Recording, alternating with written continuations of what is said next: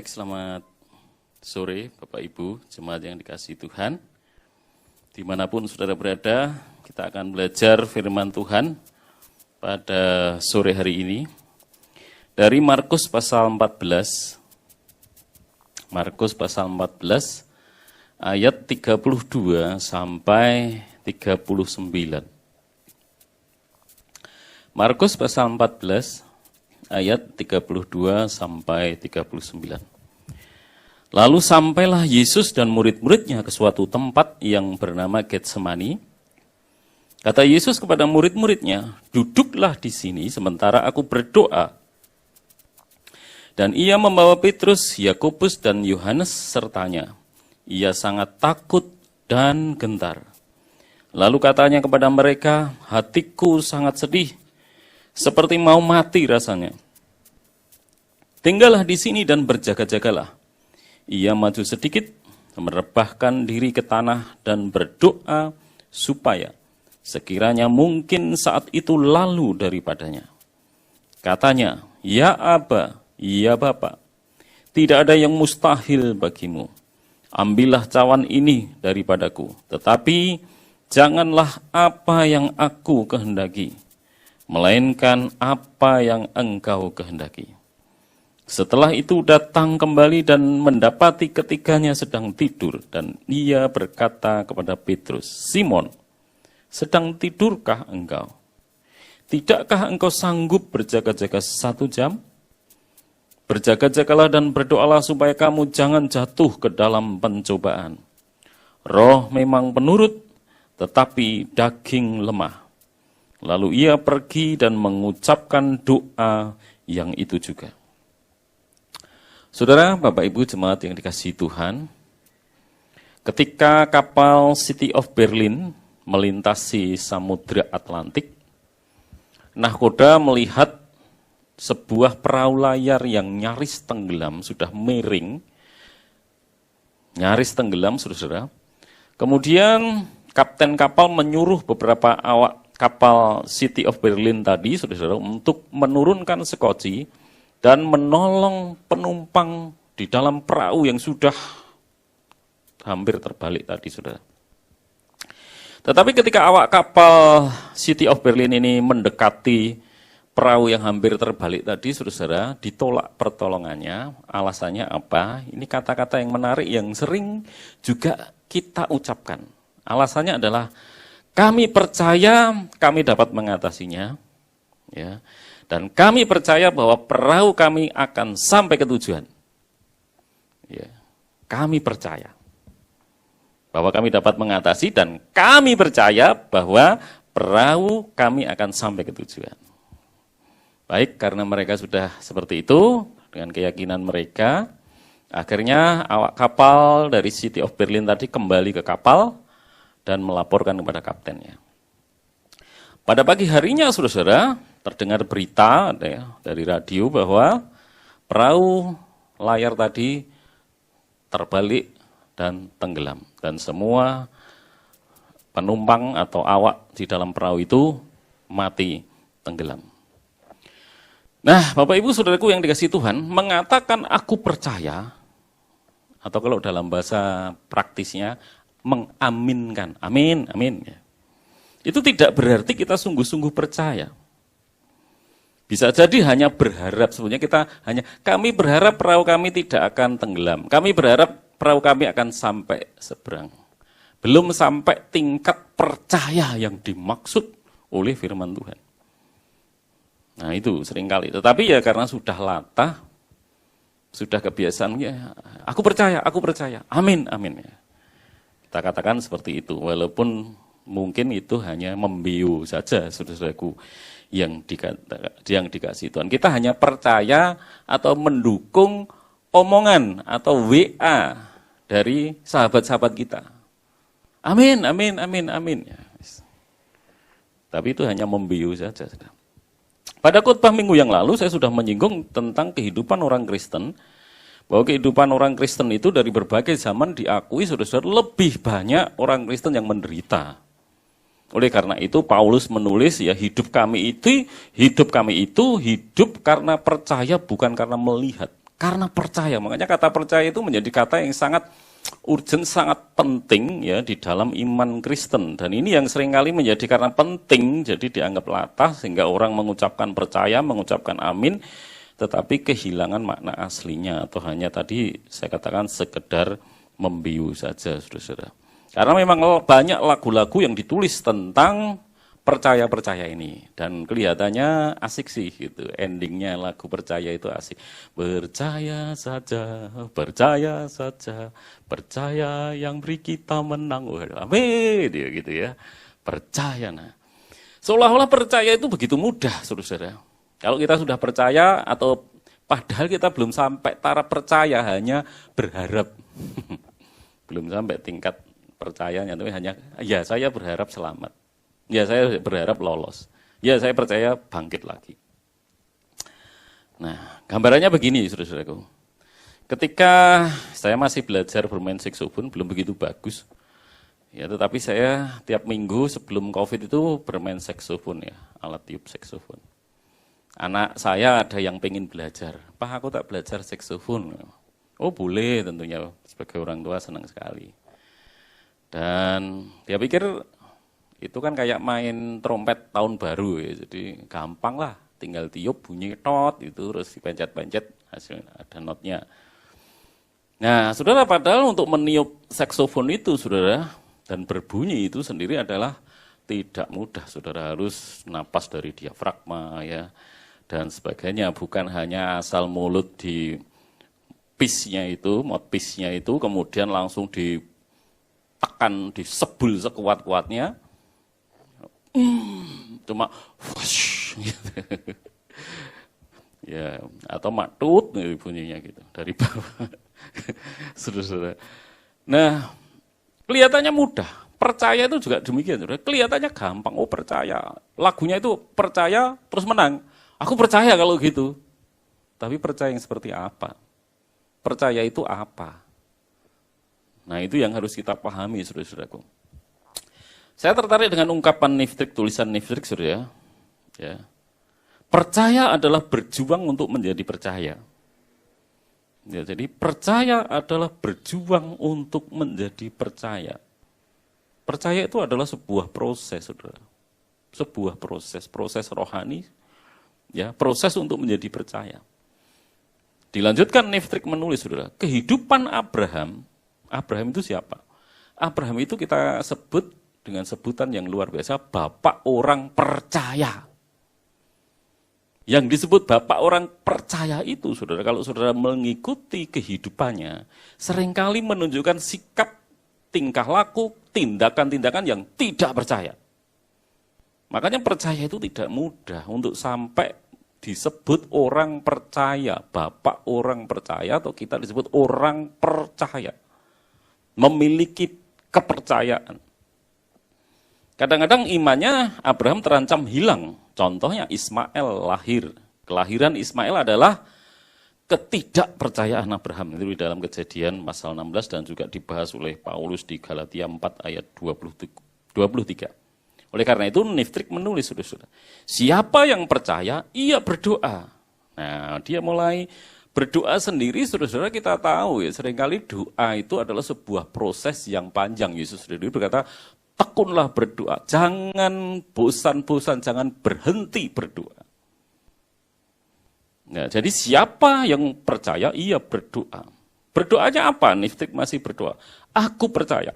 Tolonglah aku dalam ketidakpercayaanku. Jadi saudara, ternyata percaya itu sebetulnya terjadi dinamika ya, naik turun. Kita bisa ngomong percaya walaupun kita sebenarnya dalam kondisi percaya kita ini sedang terpuruk.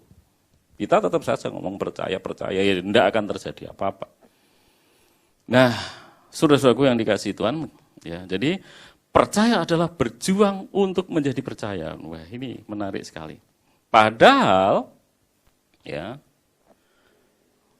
kita, saudara, dalam menghadapi pergumulan yang berat, yang kita butuhkan adalah iman, kepercayaan yang dapat memberi kekuatan, atau iman percaya yang dapat mengubah keadaan. Ya, Yang dibutuhkan iman atau kepercayaan semacam itu. Iman itu muncul pada saat kita, menurut Roma 10, mendengarkan firman Tuhan. Mendengarkan firman Tuhan itu sendiri adalah sebuah proses. Saudara mencerna, saudara mengingat siapa ini yang berfirman, Tuhan. Ya, bukan meresponi kata teman-teman kita di WA, amin, aku percaya. Jadi sebetulnya iman itu muncul karena mendengar firman Tuhan. Itu menurut Roma 10. Bukan mendengar kata teman. Ya kecuali kata teman itu berdasar firman Tuhan. Mengambil dari firman Tuhan. Mengutip firman Tuhan. Sekalipun kata-katanya bernada positif. Ya, kalau itu bukan dari firman Tuhan. Ya, itu tidak akan menimbulkan iman. Yang kita butuhkan adalah firman Tuhan. Karena pada saat kita berhadapan dengan firman Tuhan, saudara, ya, di dalam keyakinan iman Kristen kita, pada saat saudara membaca Alkitab ini, saudara seringkali ketika kita ini sedang terlilit beban berat, kesedihan yang demikian hebat, kita malah tidak membaca Alkitab. Padahal iman itu akan muncul dari situ. Karena pada saat kita berhadapan dengan firman Tuhan, maka kita akan didampingi pribadi ketiga Allah Tritunggal, yaitu Roh Kudus. Dialah yang mengilhami setiap penulis-penulis yang menulis firman Tuhan, Alkitab itu, saudara. Makanya pada saat saudara duduk mulai membuka Alkitab, pribadi ketiga dari Allah Tritunggal, yaitu Roh Kudus, akan bersama saudara. Dan iman itu muncul sebagai apa? Anugerah Tuhan. Pemberian Tuhan melalui Roh Kudus. Ya. Oleh karena itu, Paulus berkata, jangan ada orang yang memegahkan diri. Ya, selamat itu oleh karena iman, tetapi iman itu adalah anugerah dari Tuhan. Oleh karena itu, jangan menyombongkan diri. Jadi, iman itu muncul, keyakinan itu muncul bukan karena saudara dan saya mengatakan, aku percaya, aku percaya. Makanya banyak aku percaya kayak tadi, yang orang perahu yang hampir tenggelam. Aku percaya kok perahunya nanti baik-baik saja. Perahunya akan sampai ke tujuan, tapi faktanya perahunya tidak sampai tujuan, tenggelam dan mati semua. Nah, sekarang kita melihat, saudara, jadi prosesnya adalah orang itu pertama memperhatikan membaca firman Tuhan atau mendengarkan firman Tuhan. Karena tidak semua khotbah juga itu berdasar firman Tuhan. Ya. Banyak khotbah-khotbah hanya mengutip ayat firman Tuhan, tetapi isinya bertentangan dengan firman Tuhan itu sendiri. Nah sekarang kita melihat, saudara, yang kalau tadi iman itu muncul dari karena kita mendengar firman Tuhan, membaca firman Tuhan. Lalu yang kedua, saudara, buahnya apa? Buah dari iman yang sejati, kepercayaan yang sejati tadi apa? Ayat 36, saudara, kalau saudara perhatikan tadi di dalam ayat 36 itu buah nyata dari iman itu seperti itu, ya. Katanya, ya Aba, ya Bapa, tidak ada yang mustahil bagimu. Ini suatu keyakinan bahwa bagi Tuhan tidak ada yang mustahil. Ambillah cawan ini daripadaku. Tuhan Allah Bapa mudah sekali mengambil, membatalkan penderitaan Yesus sebetulnya kalau mau. Tetapi, ini loh saudara, iman ini buahnya seperti ini. Tandanya seperti ini. Janganlah apa yang aku kehendaki, melainkan apa yang engkau kehendaki. Itu yang sulit bagian di situ. Injil Markus ini, saudara, menceritakan dan menggambarkan pergumulan Tuhan Yesus yang sangat berat. Dan Matthew Henry menggambarkan sebagai kegoncangan jiwa. Namun, kegoncangan jiwa ini jangan maksudnya sampai depresi atau gangguan jiwa, bukan itu ya.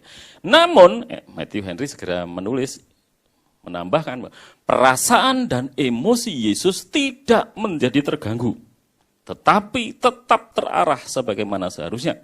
Sebab ia tidak memiliki sifat dosa yang bisa merusak emosi itu. Seperti yang terjadi biasanya pada kita. Kalau kita biasanya langsung emosi kita rusak ya, dan berespon negatif, berucap negatif, dan betul-betul kalau Yesus luar biasa. Di dalam tekanan yang begitu berat. Menyadari Bapa itu kuasanya hebat, tetapi dia menyerahkan dirinya. Ya, apa yang terjadi di dalam dirinya itu biarlah apa yang dikehendaki oleh Allah Bapa. Ini pengalaman yang rumit sesungguhnya, saudara. Beberapa hari, mungkin sampai hari ini, kalau saya merenungkan kematian istri saya, rasanya belum bisa terima, rasanya. Kenapa harus mati? Wong sehat-sehat saja, baik-baik saja, saya yang parah. Seringkali saya berpikir seperti itu. Makanya saudara-saudaraku, itu reaksi karena ada dosa, ya, orang berdosa seperti itu. Tapi Yesus tidak terpengaruh. Yesus tetap berkata, Bapa kehendakmu, Bapa yang jadi. Bukan kehendakku, kehendakmu. Luar biasa. Itu sulit sekali, saudara, bagi kita orang-orang berdosa. Jadi kalau digambarkan, Matthew Henry menggambarkan, saudara, perasaan Yesus, emosi Yesus itu digambarkan sebetulnya juga ada endapan lumpur di dasar air. Kalau saudara pernah melihat ada lumpur di dasar air, tapi airnya jernih. Ya, air itu kalau saudara putar pelan-pelan, ya pelan-pelan saja, itu dia tetap jernih, saudara, walaupun di bawah lumpur. Ya. Tetapi kalau tempatnya itu saudara goncang, maka air yang jernih tadi akan mulai keruh. Nah, keruh itu adalah reaksi kita ketika kita digoncang kehidupan kita. Kita keruh, reaksi kita negatif, marah pada Tuhan. Mengapa Tuhan kau jahat terhadap aku? Mengapa aku? Ya, apa salahku? Bahkan ada seorang ibu yang anaknya meninggal, saudara, satu-satunya dia. Tuhan jahat, engkau jahat, sama diucapkan gitu. Ya, itu karena apa? Emosi kita keruh. Keruh karena apa? Itulah dosa, saudara. Dosa itu merusak. Beda dengan Tuhan Yesus yang tidak tersentuh dosa sama sekali. Dia dicobai tetapi tidak jatuh dalam. Dia tetap jernih, saudara. Bapa, biarlah kehendakmu, jangan kehendakku. Walaupun yang dihadapi sangat berat. Sebagai anak Allah, saudara, sebagai Allah yang menjadi manusia akan dihina, diludahi orang, ditampari, dipaku, itu berat sekali. Karena dia Allah. Tetapi dia tetap jernih, saudara, tunduk kepada Bapaknya. Pada saat dia berinkarnasi jadi manusia. Pada saat saya di Opnam, itu anak-anak sempat ke rumah sakit. Itu berdoa itu mama pas meninggal atau sebelum ya? Sebelum meninggal. Yang terus di depan kantornya, di depan kamarnya Papa, ngelongok dari jendela bisa gitu. Oh, itu sebelum mama meninggal. Itu sebelum istri saya meninggal. Anak-anak itu berdoa karena tidak boleh masuk ke kamar saya maupun kamar ibunya di ICU. Mereka hanya berdoa di depan gedung ya, bersama-sama berdoa. Kemudian pindah ke dekat kamar-kamar di tempat saya itu di Opnam. Dan kemudian anak saya telepon, Papa tidak bisa melongok. Gitu. Wah, ketika ditelepon gitu rasanya ini kami di sini di bawah, kalau Papa ngelongok aja akan melihat kami. Gitu. Ya pengennya saudara, pengennya melihat namanya anak-anak juga sudah tidak ketemu berapa lama ya. Pengennya ya melihat anak-anak saya yang cantik-cantik, yang ganteng-ganteng. Pengennya. Tapi tertahan oleh infus. Saya melihat infus, jarum, obat-obatan. Tidak bisa bergerak, saudara. Saya kan tidak bisa walaupun ke situ. Keluar dari kamar aja tidak boleh, ke gang itu tidak boleh. Ada kamar, terus sebenarnya ada tembok sedikit, saya bisa melihat. Tapi tidak boleh keluar dari kamar karena isolasi. Ya, bisa menulari pasien, perawat-perawat yang berlalu lalang di situ ya. Tidak boleh keluar. Nah, jadi saudaraku yang dikasih Tuhan itu rasanya sedih, tidak bisa melihat wajah-wajah orang-orang yang di hati kita. Biasanya hanya memandangi selang, jarum, obat, ya. Semuanya adalah hal-hal yang tidak enak yang saya pandangi setiap hari. Nah, saudaraku yang dikasih Tuhan, pada saat orang-orang Israel bersungut-sungut, sekarang kita akan belajar tentang memandang ini. Pada saat orang Israel bersungut-sungut pada Tuhan, Tuhan mendatangkan ular tedung, dan banyak dari mereka yang digigit ular tedung itu mati, kena bisanya. Kesakitan, lemas, dan kemudian mati. Lalu Tuhan memerintahkan kepada Musa, buat tongkat Musa, buat tongkat yang ujungnya ada ularnya. Dan itu menurut para penafsir, para teolog itu adalah lambang salib Kristus. Ya. Siapapun yang memandang tongkat Musa yang ada ularnya itu, dia tidak akan mati walaupun digigit ular. Ya, kakinya mungkin digigit ular-ular yang berbisa itu, tetapi selama dia memandang simbol salib di dalam perjanjian lama prototipenya, ya, itu dia akan tetap hidup. Tetapi orang yang terus melihat ular-ular, orang-orang lain yang berteriak-teriak kesakitan, dia akan mati. Nah, saudara-saudaraku yang dikasih Tuhan, yaitu adalah simbol ya, salib dalam perjanjian lama. Dan setiap orang yang memandang pada ular itu dikatakan tetap hidup walaupun dia digigit ular. Tongkat itu lebih tinggi, ya, sebenarnya diletakkan lebih tinggi supaya apa, saudara? Nah, ini saudara-saudaraku yang dikasih Tuhan. Yang disebut iman percaya, itu memandang lebih tinggi daripada memandang kondisinya. Orang-orang yang digigit ular lalu mau lihat ularnya, ngepui ularnya, saudara, dia akan mati malah. Atau dia teriak-teriak pada temannya, tolong kakiku ini, tolong ditali, tolong dia akan mati. Tetapi orang yang memandang tongkat Musa yang sebagai simbol salib ya, di dalam perjanjian baru, dia akan tetap hidup walaupun digigit ular. Dosa walaupun menggerogoti kita, sudah dia akan tetap hidup. Ya. Dia mati tetapi akan dibangkitkan dan hidup selama-lamanya pada akhir zaman. Nah, saudaraku yang dikasih tongkat Musa itu dengan salib mirip-mirip, saudara ya. Hanya salib itu sama, mesti lebih tinggi. Posisinya lebih tinggi, berada di Bukit Golgota, di puncak Bukit Golgota, dan salibnya sendiri menjulang, ya, tegak berdiri. Jadi orang dari kejauhan pun bisa memandang salib itu. Nah, saudaraku yang dikasih, memandang Yesus yang tersalib, ini penting ya. Jadi istilah memandang salib itu jangan saudara tafsirkan secara literal, cukup memandangi salib, bukan gitu. Memandang salib artinya saudara memandang kepada salib di mana Putra Allah tersalib di tempat itu. Memandang Yesus yang tersalib itu menjadi sangat penting, saudara-saudara. Ya. Karena kalau saudara sedang menghadapi kepedihan, duka cita, masalah yang berat, dan saudara hanya memandang kepada Allah, ada bedanya loh saudara. Memandang kepada Allah karena Allah itu ada Allah Bapa, Allah Putra, Allah Roh Kudus. Saudara hanya memandang kepada Allah, andai saja saudara pada Bapa atau kepada Roh Kudus, saudara bisa kecewa. Tuhan kayak ibu tadi yang saya ceritakan, mengapa engkau jahat? Anakku mengapa mati? Anak satu-satunya, kenapa engkau ambil? Terus dia mengucapkan, mohon maaf saudara, saya tidak berani sebenarnya. Tuhan jahat.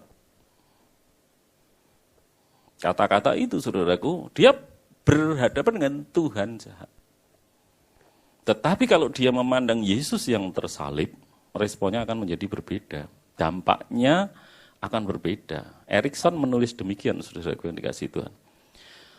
Manusia juga mungkin merasa bahwa Allah telah menganiaya dirinya dengan menimpakan kepadanya hal-hal buruk yang tidak layak dideritanya. Sehingga karena itu manusia dapat memandang Allah sebagai oknum yang kejam dan bukan yang murah hati. Kemudian dia menulis, maksud dari kematian Kristus, nah ini kalau saudara memandang Kristus yang tersalib, maksud dari kematian Kristus ialah menunjukkan kebesaran kasih Allah. Dia mengutus anaknya untuk mati. Makanya di dalam kesaksian khotbah saya pertama setelah kena COVID itu, saudara, ketika saya bertanya, mengapa istri saya menderita? Dia itu orang baik, lebih baik dari saya. Perasaan saya seperti itu. Mengapa dia, bukan saya? Mengapa dia, Tuhan? Allah Bapa juga menjawab. Lihat Yesus. Dia baik sekali. Dia menolong orang, ratusan ribuan orang ditolong, diberi makan dari kelaparan. Lihat apa yang terjadi, menderita. Nah, sampai di situ berhenti, saudara. Pertanyaan langsung berhenti. Ketika saudara dan saya menderita dan terus memandang Yesus yang tersalib, pertanyaan saudara berhenti, terhenti di situ. Saudara mengerti bahwa Allah mengasihi saudara. Salib Kristus adalah penyataan Allah bahwa Allah sangat mengasihi saya dan saudara. Dan itu bukan kata-kata saja, itu sebuah keputusan dan sebuah kenyataan.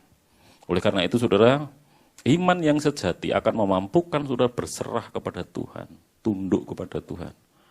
Apa Tuhan yang harus terjadi? Terjadilah kalau itu kehendakmu, walaupun Saudara mungkin harus menangis, hati saudara hancur, tetapi sikap kepercayaan saudara, hubungan saudara dengan Tuhan tidak diubahkan oleh goncangan-goncangan, tetap jernih.